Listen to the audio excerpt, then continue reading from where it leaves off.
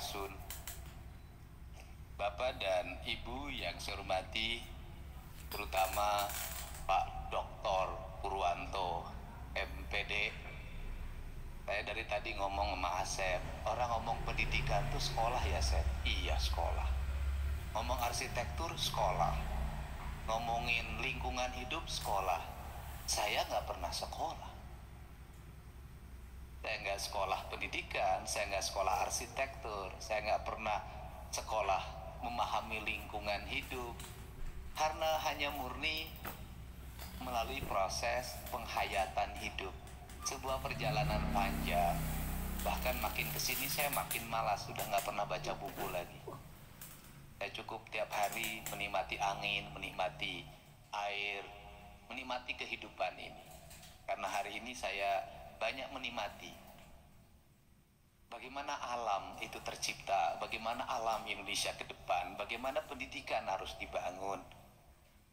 Karena cacian, makian, kebencian, kafirisasi, musyrikisasi pada saya sudah dilekatkan sekian tahun yang lalu. Justru saya hari ini paling menikmati. Kenapa? Karena seluruh gagasan-gagasan dulu itu baru diakui sekarang. Lewat apa diakuinya? Apakah lewat penyebaran buku? Enggak. Apakah lewat campaign baligo? Enggak. Apakah lewat seminar? Enggak. Lewat apa? Lewat YouTube. Dengan YouTube itulah orang bisa memahami pikiran, gagasan saya secara utuh. Tak ada lagi dikaitkan dengan agama, tak ada lagi dikaitkan dengan politik. Sebuah originalitas mengalir. Saya cerita sama Asep, kalau bicara sama YouTube saya bilang orang itu kelompoknya profesional, ada rapat mingguan, ada rapat harian, ada tim perencananya, ada tim survei, ada tim riset. Saya enggak. Saya nggak pernah apa-apa. Saya hanya setiap hari melakukan apa yang hati saya menginginkan, kemudian direkam, kemudian di-post, kemudian selalu menjadi sesuatu yang diperbincangkan orang. Apa sih kita mau belajar tentang apa ini semua? Kita mau belajar tentang bahwa sumber ilmu itu adalah hati. Sudahlah. Kenapa? Sumber ilmu itu adalah hati. Karena dari hatilah mengalir mata air kecemerlangan yang bisa melakukan perubahan terhadap manusia, dan puncaknya itu bisa membentuk sebuah peradaban besar. Kita mau beradab intelektual gaya mana? Gaya barat? Saya kemarin waktu perjalanan itu cerita ke teman-teman dan cerita ke para dokter yang mendampingi saya. Saya katakan kita mau ikutin cara berpikir barat secara terus-menerus mengakibatkan kita semakin tidak mengenal diri kita. Dan pada akhirnya kita juga menjadi asing terhadap diri kita, yang pada akhirnya kita menjadi miskin karena pemikiran itu. Saya mau cerita tentang minyak goreng yang hari ini mahal. Padahal kebun sawitnya terluas ada di Indonesia.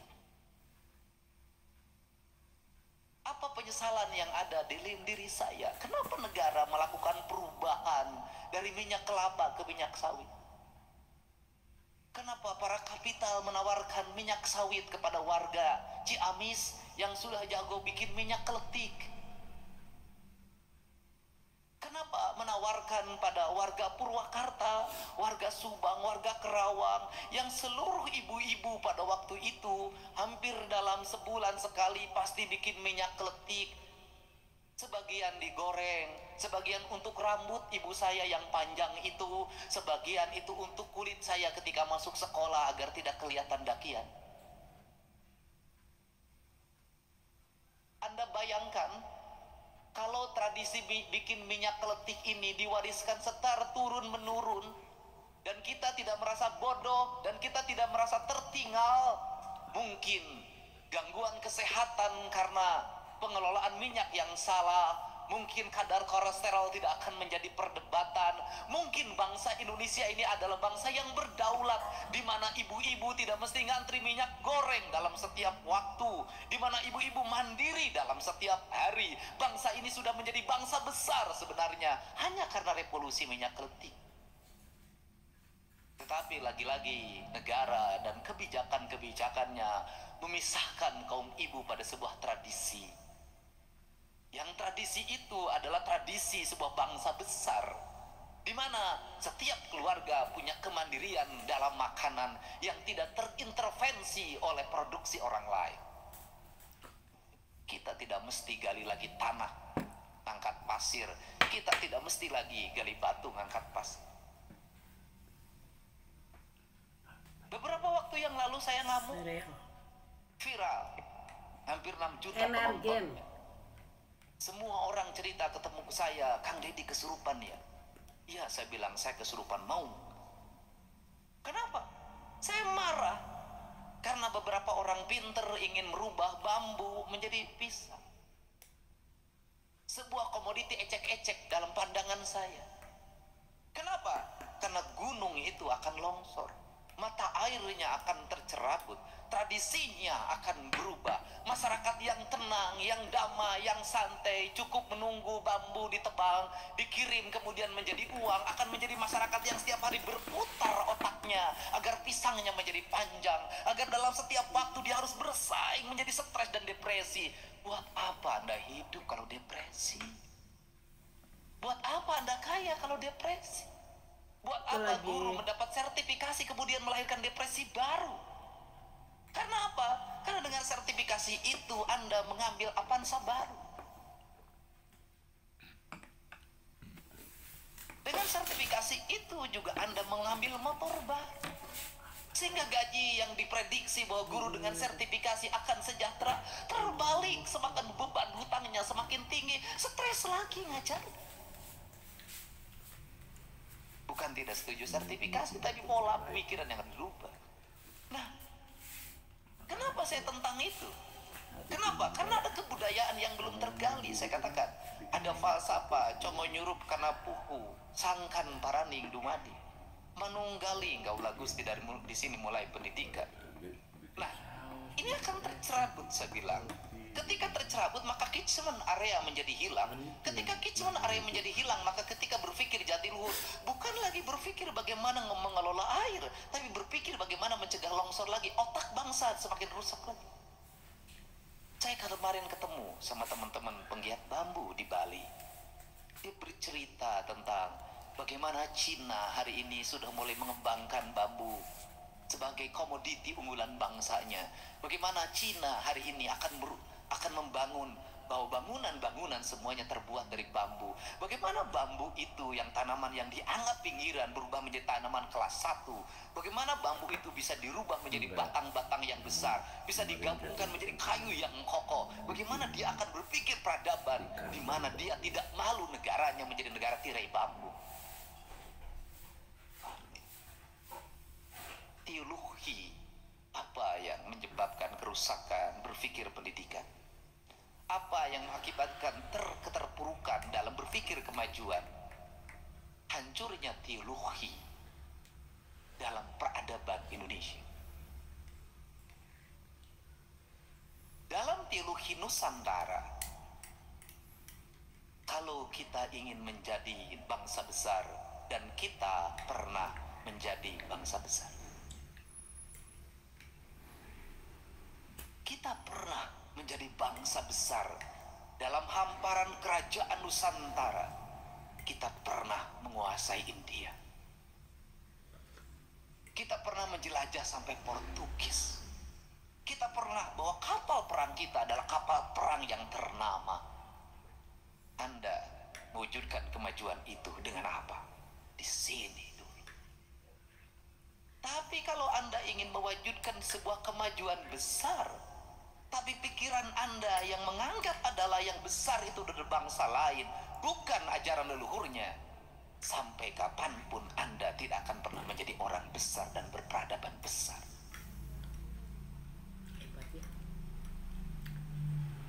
Kenapa?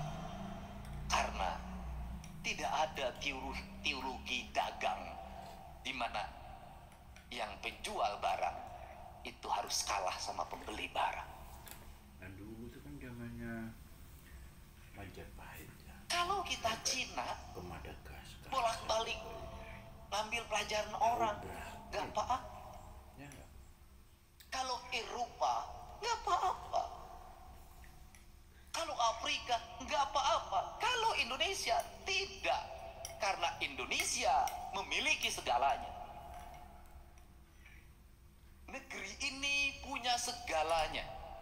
Jadi kalau negeri ini punya segalanya, ini negeri ingin maju, ini bangsa ini ingin maju, pendidikan dimulai dari mana? Anda mau nggak bertentangan dengan keyakinan halal haram yang Anda yakini? Selama Anda tidak mau melakukan itu, susah bagi Anda untuk maju. Saya belajar HMI, ketika NIK maka yang dilepas adalah pikiran dan keyakinan masa lalu itu. Kenapa? Kalau melihat undang-undang dasar kita, pendidikan manusia Indonesia itu adalah manusia Indonesia seutuhnya. Tujuan pendidikan nasional adalah mewujudkan manusia Indonesia seutuh. Kalau manusia Indonesia seutuhnya, maka dulu waktu pertama jadi bupati itu langsung lahir sebuah pikiran pembangunan berkarakter yang saya kampanyekan ketika saya wakil bupati tahun 2003. Saya sudah menggagas tentang pembangunan berkarakter. Nggak ada yang waktu itu. Hari ini dipakai pendidikan berkarakter. Padahal mereka harus bayar lesain ke saya itu. Pendidikan pembangunan berkarakter. Apa itu? Saya katakan, pembangunan berkarakter adalah mewujudkan manusia Indonesia secara paripurna. Bukunya apa? Tahun 77 Nur Khalil Majid nulis buku Keislaman, Kemodernan, Ke-Indonesia. Islam, modern Indonesia. Saya turunkan, terjemahkan pada lebih rendah lagi, kesundaan. Ketika kesundaan diturunkan lagi pada lebih rendah lagi, kamu orang mana? Orang Guruduk kah? Orang Campaka kah? Orang Sukasari kah? Orang Jatiluhur kah? Orang Maniis kah? Maka Anda itu papat kalimat tunggal. Maka Anda bersatu bersenyawa dengan di mana Anda dilahirkan di situ. Ada 4 komponen dasar saya bilang secara material, yaitu tanah, air, udara, matahari. Orang Bali merumuskan itu dengan 4 warna. Tanah warnanya hitam, air warnanya putih, udara warnanya kuning, matahari warnanya api, warnanya merah. Maka 4 warna itu ketika bersatu, maka dia menjadi makhluk. Pakai simpati, bisa pilih. Ada kehidupan tanpa satu unsur ini hilang. Tak ada kehidupan kalau tak ada air. Tak ada kehidupan, tak ada udara. Tak ada kehidupan, tak ada matahari. Tak ada kehidupan, tak ada tanah. Tak ada. Karena tak ada, ini harus ada. Ketika ada, agar hidup maka harus bersenyawa. Maka falsafah Sunda, Siliwangi. Apa itu? Silih asa, silih asi, silih asu. Kalimatnya, nu jauh urang degetkeun, geus geuleut urang layutkeun, geus layut urang paheutkeun, geus paheut silih wangikeun. Apa falsafah hidupnya? Yaitu manusia adalah makhluk sosial yang satu sama lain itu saling membutuhkan. Falsafah tauhidnya orang Timur, tauhidnya orang Sunda. Nanti Anda baru ngomong Islam belakangan. Dan nanti saya salah tafsir. Nah, itu di situ prinsip pembangunan adalah itu. Tidak bellium kontra omnes, tidak falsafah barat di mana manusia adalah penakluk alam. Bukan, falsafah timur adalah manusia itu bersenyawa dengan alam, bersama alam. Anda di sekolah sudah mengajarkan pendidikan kekafiran. Kita ini gagal, ngaku Islam gagal. Gak ada, Islam itu saling bunuh, gak ada. Islam itu hayat, hidup dan menghidupkan. Sunda itu hidup dan menghidupkan. Siliwangi itu silih asa, silih asi, silih. Pertanyaan saya, di mana letak pertentangannya? Jangan-jangan tiap hari orang bicara syar'i, sesungguhnya perilaku hidupnya bertentangan dengan kaidah Islam itu sendiri. Ini dari falsafah dasar ini lahir pendidikan lingkungan. Ini bersatu, bersenyawa, nggak boleh saling membunuh, nggak boleh, harus hidup dan menghidupkan. Nggak perlu lagi material impor, cukup di sini. Di situ itu dari sisi arsitektur, semestinya negara melahirkan sekolah yang berarsitektur local wisdom, yang dia hidup. Orang Sukasari tumbuhnya bambu, maka sekolahnya sekolah bambu. Arsitekturnya semua dari bambu. Lihat mataharinya berapa derajat dia kalau panas, kalau tenggelam berapa derajat. Meletakkan sekolahnya di mana, maka di situ sekolah tuh hidup, jendelanya hidup, pintunya hidup, semua hidup dan menghidupkan. Lahir impres, lahir arsitektur asal-asalan. Di dalamnya mematikan, nggak ada Islam di situ, kagak ada. Sekolah yang nggak ada jendelanya, nggak ada Islamnya. Sekolah yang dikunci pakai kasa, nggak ada Islamnya, nggak ada Allahnya di situ. Kenapa? Anda yang ada adalah kematian. Ini kan kita sini aja udah gagal. Jadi kalau ngomong pendidikan paripurna dari sini. Nah, nanti saya selalu ngomong guru bukan buku, guru lepas buku, guru lepas buku, guru lepas buku. Saya dari dulu ngomongin gitu. Gurulah penentu kedaulatan murid, gurulah penentu martabat murid, gurulah penentu kelulusan murid. Maka guru tidak boleh diintervensi oleh apapun. Tidak boleh diintervensi oleh kurikulum, tidak boleh diintervensi oleh kepala sekolah, tidak boleh diintervensi oleh dinas pendidikan, oleh menteri sekalipun. Dia adalah guru, kedudukannya lebih tinggi dari menteri. Dia guru diatur-atur. Maka lahirlah guru yang merdeka, bukan guru yang terjajah. Guru yang merdeka adalah merdeka belajar. Maka dia mengajar di depan muridnya berdasarkan apa? Berdasarkan la ilaha illallah, asma Allah, bismillahirrahmanirrahim. Dia ngajar di sini. Dia dipanu oleh siapa? Oleh nur, oleh cahaya. Hei, ini Dedi, bukan ini Budi. Tanya muridmu, ibumu kemana tiap hari? Ibu saya ke pasar. Baru ibu pergi ke pasar. Ibumu kemana? Ke sekolah ngajar. Ibu pergi ke sekolah. Jangan dibikin asing. Saya waktu SD kelas 1 sudah dibikin asing. Ibu pergi ke pasar. Pan inung aing masa bulan sekali ke pasar. Bisa. Ini Budi, ini Dedi. Tidak. Maka pelajaran pertama ketika masuk kelas, kenalkan dirimu. Siapa dirimu? Tulis. Ini Dedi. Genetikanya apa? Turunan siapa? Golongan darahnya berapa? Golongan darahnya apa? Tinggi badannya berapa? Maka di situ lahirlah ilmu genetika. Lahirlah ilmu biologi. Terus mengenalkan dirinya dulu, nggak berlarang lagi. Terus bakatmu apa?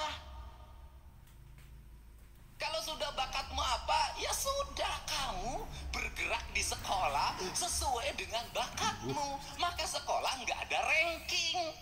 Maka sekolah merdeka, nggak ada yang pinter, nggak ada yang bodoh. Setiap orang merdeka, hidup besar, mencapai masa depannya, menuju kemuliaan hidupnya berdasarkan bakat yang dimilikinya.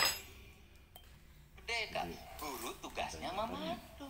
Orang Islam itu pemahaman rahmatan lil alamin. Standar dasarnya calistung, baca, nulis, ngitung. Nggak bisa ngitung ditukar dengan kalkulator, nggak bisa. Makanya kadang pengen nyapu. Secanggih apapun perkembangan teknologi, metodologi ini tetap harus dilakukan. Kenapa? Itu pelatihan otaknya agar bergerak. Anak-anak belajar stres. Jadi kalau di sekolah stres nggak apa-apa. Karena apa? Karena orang stres itu adalah orang yang normal. Orang yang nggak normal tuh nggak stres lagi. Jadi orang gila tuh orang yang sudah merdeka dari stres. Bukan yang terendah.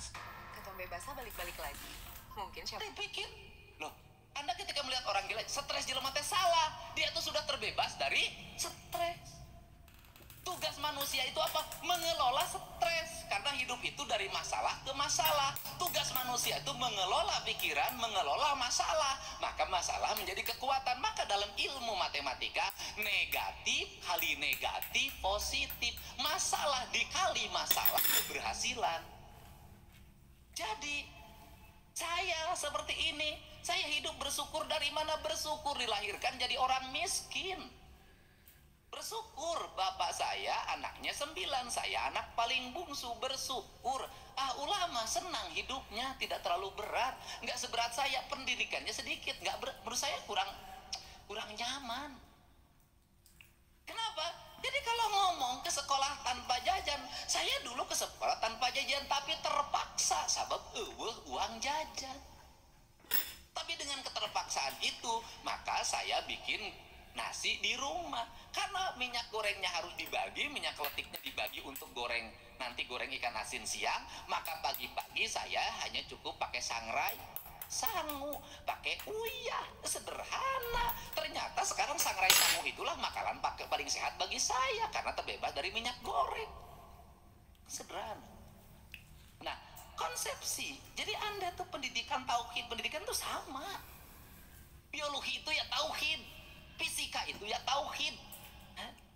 Nah, ini dari sini. Nah, dari sini disebutlah papat kalimat tunggal. Papat kalimat tunggal itu manusia yang bersenyawa dengan ini. Kita pasti ngomong Hindu, Sunda Wiwitan, Keharingan, Kejawen, pasti ngomongnya ini. Kita ini kan kacau banget. Ini loh, saya bilang. Terus orang kalau, makanya orang Nusantara itu sudah monoteisme dari dulu. Udah monoteisme. Anda bayangin, orang Sunda apalagi sudah monoteisme. Apalagi orang Sunda, ya Allah ya Rabbi, panggil nama Tuhan aja nggak berani. Kenapa orang Sunda nggak berani? Itu sopan. Kenapa itu sopan? Nyebut ngaran Bapak we teu meunang, komo nyebut ngaran Gusti. Orang Sunda. Tok, Dede nyebut ngaran Bapak Dede wani teu? Henteu. Komonya Gusti. Orang wani. Demi apa itu saya kembali. Teu kudu diucap-ucap. Kudu diengap-engap, da Gusti makawasa. Kan kita terlalu berani menyebut nama Allah setiap waktu. Allah, tapi kasumpah ge make Allah 7.000 kali bohongna. Ini beda. Nah, karena ini Tuhan, maka manusia itu sudah hidup pada wilayah. Karena dia sudah hidup pada wilayahnya, maka dalam monoteisme ini, dalam tauhid ini tidak dikenal ekspansi. Makanya saya bilang orang Sunda itu tidak ekspansi, tidak menjajah. Dia tidak merebut wilayah orang. Kenapa? Karena sudah dididik dalam pendidikan pada leluhurnya, dia sudah hidup pada wilayah yang ditempatinya. Kebetulan subur tempatnya. Nah ini, karena ini papat kalimat tunggal, maka lahirlah persenyawaan. Karena persenyawaan itu, maka arsitektur sekolah harus senyawa. Makanan harus yang mulai mengikat dirinya dan tidak terpisah. Makanan dari lingkungannya, maka belajar makanan dari lingkungannya. Ini peradaban. Nanti bikin baju yang baju sesuai dengan lingkungannya. Saya ini pakai jas-jasan baru sekarang aja, gitu loh. Dan itu pun karena malam dan dingin. Kalau siang hari nggak usah, gitu loh. Nah, ini pakai. Nanti kemudian bahasa, ya bahasa sesuai dengan lingkungannya. Kemudian apalagi seni sesuai dengan lingkungannya. Nah, secara otonom, kalau pendidikan sudah bisa membentuk karakter bahasa manusia, makanan manusia, kemudian pakaian manusia, kemudian seni manusia, maka dia adalah manusia yang berperadaban tinggi. Karena peradaban itu mulainya dari sini. Nah, metodologi pendidikan mengajarkan pada ini. Karena mengajarkan pada ini, sebenarnya dari dulu kita sudah mulai, cuman gurunya salah menerapkan. Pasti teori sekolah itu, teori biologinya pasti metamorfosis, pasti cerita kepompong aja jadi hilut, nggak berubah. Atau cerita tentang burui jadi kodok, itu aja. Padahal seluruh hidup itu metamorfosis, maka anak-anak diajarkan analisis. Nah, ketika diajarkan analisis, anak itu nggak usah loncat jauh, suruh nganalisis apa yang ada di lingkungannya. Karena nganalisis apa yang di lingkungannya, maka biologi itu diarahkan pada analisis lingkungan, fisika diarahkan pada analisis lingkungan, kimia diarahkan pada analisis lingkungan, matematika diarahkan pada analisis lingkungan, ilmu sosial diarahkan pada analisis lingkungan. Karena analisis lingkungan, maka anak-anak itu akan merasa bangga dalam lingkungannya, sehingga dia menepuk dada, aku orang Indonesia, aku orang Guruduk. Tidak ada sedikit pun rasa rendah diri. Apa sih problem anak-anak kita? Rendah diri. Kenapa? Karena orang tuanya mengajarkan rendah diri. Kita ini harus percaya diri, maka dibangun percaya diri. Maka saya dari awal dulu percaya diri. Ketika saya menjabat, saya nggak mau disebut bapak. Saya bilang akang, saya percaya diri dengan kalimat itu. Saya percaya diri dengan ikat yang saya pakai. Saya percaya diri dengan sampurasun yang saya ucapkan. Suatu saat semua orang akan mengikuti. Nah, kepercayaan diri harus dibangun. Nah, anak-anak kita ini ketika kelas 1 bangun kepercayaan diri. Jangan dibangun rendah diri agar menjadi orang besar. Ini percaya diri. Karena kepercayaan diri. Kenapa percaya diri? Tuhannya sama. Makanannya memang berbeda, tapi makanan saya lebih unggul. Pakaian saya lebih unggul. Apapun lebih unggul. Maka bangun jiwa seprioritas. Ini kenapa harus saya ngomongkan itu? Karena dalam literasi Sunda itu tidak diajarkan superior.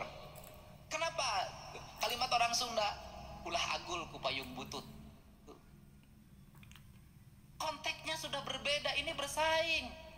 Dulu homogen semua orang Sunda. Sumuhun mangga hapunten abdi mah bodoh teu tiasa naon beak semoal kebagian. Hari ini nggak bisa. Hari ini harus agul ku payung butut, batur boga payung butut we agul, komo urang payungna halus agul. Gak bisa. Teologi berbeda. Kenapa? Konteksnya berubah. Gitu loh. Nah ini. Nah misalnya kalimat abdi mah tipengker mangga tipeun nggak bisa dalam konteks hari ini nggak bisa. Haling sia aing diheula. Kenapa konteks? Nah, karena konteksnya sudah berbeda, sudah berubah, maka superioritas harus dibangun, tetapi yang tidak boleh adalah kesombongan dan ekspansi, menguasai orang lain. Itu yang nggak boleh. Nah, teologi ini yang sekolah harus dibangun itu. Maka saya melihat dulu kita mengatakan pelajaran teh di poe Senin sampai poe Sabtu zaman dulu. Saya yang merubah itu menjadi Jumat. Se-Indonesia ngikutin. Pokoknya apa yang di sini sok dituturutan ke Indonesia taruhan. Sekolah 5 hari Purwakarta Indonesia pertama. Pemilihan kepala desa itu dibikin serempak di sini pertama. Setelah itu merubah ganas jadi gambar foto di sini pertama. Setelah itu berubah jadi TPS di sini pertama. Cuman bikin pemilihan kepala desa sekarang dipilih 2 jam terus dilantik, nggak ada yang berani kecuali di sini.